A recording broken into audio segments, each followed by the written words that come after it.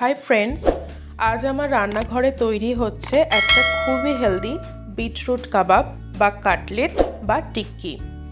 যারা weight loss recipe বা healthy recipe বা ডায়েট রেসিপি সার্চ করো, এটা তাদের জন্য একদম পারফেক্ট। তো চলো দেখে নাও আমি কিভাবে বিটরুট কাবাব বানাই। কড়াইতে 1 টেবিল স্পুন সাদা তেল গরম করে নিয়ে একটা কুচনো পেঁয়াজ দিয়ে একটু ভেজে নেব। পেঁয়াজ ভাজা হয়ে গেলে একটা বিটরুটের খোসা ছাড়িয়ে গ্রেটারে গ্রেট করে রেখেছিলাম, সেটা দিয়ে হালকা আঁচে কিছু সময়ের জন্য রেখে দেব।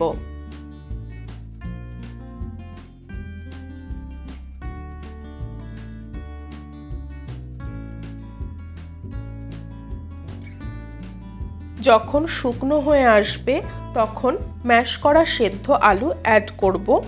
এখানে দুটো মাঝারি সাইজের আলু আছে।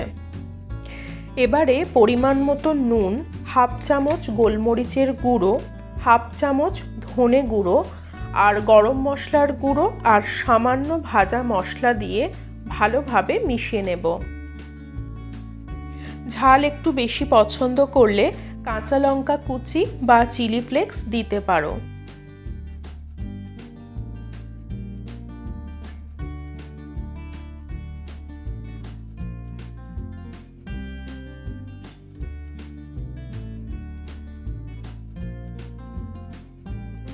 একদম শেষে একটু টক ভাব আনার জন্য একটু পাতিলেবুর রস দিচ্ছি।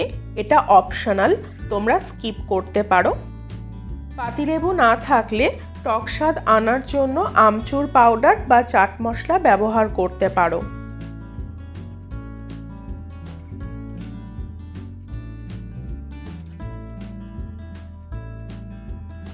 এবারে মিশ্রণটা আমি সমান 6টা ভাগে ভাগ করে নিয়েছি আর হাতের সাহায্যে চেপে কাবাবের আকারে গড়ে নিয়েছি। আবারও কড়াইতে 1 চামচ তেল গরম করে নিচ্ছি।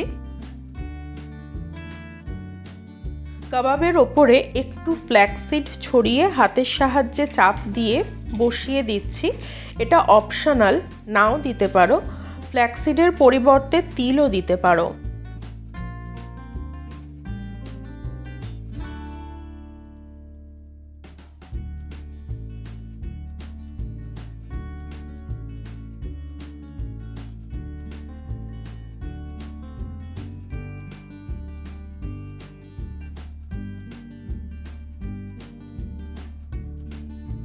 এবারে আঁচটা লোতে রেখে 3 থেকে 4 মিনিট মতো সময় নিয়ে এক একটা পিঠ ভেজে নেব।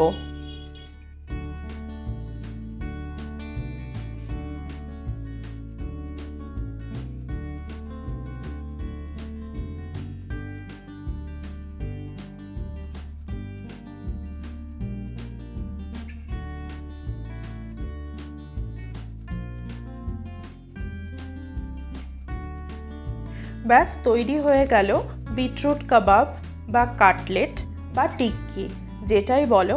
এটা খুবই টেস্টি, সাথে হেলদিও। রেসিপিটা ট্রাই করলে কমেন্ট করে জানিও কেমন হয়েছে।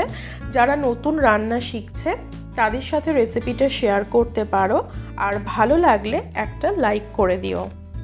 চলে আসবো আবার একটা নতুন রেসিপির সাথে। ততক্ষণ পর্যন্ত সবাই ভালো থেকো। বাই।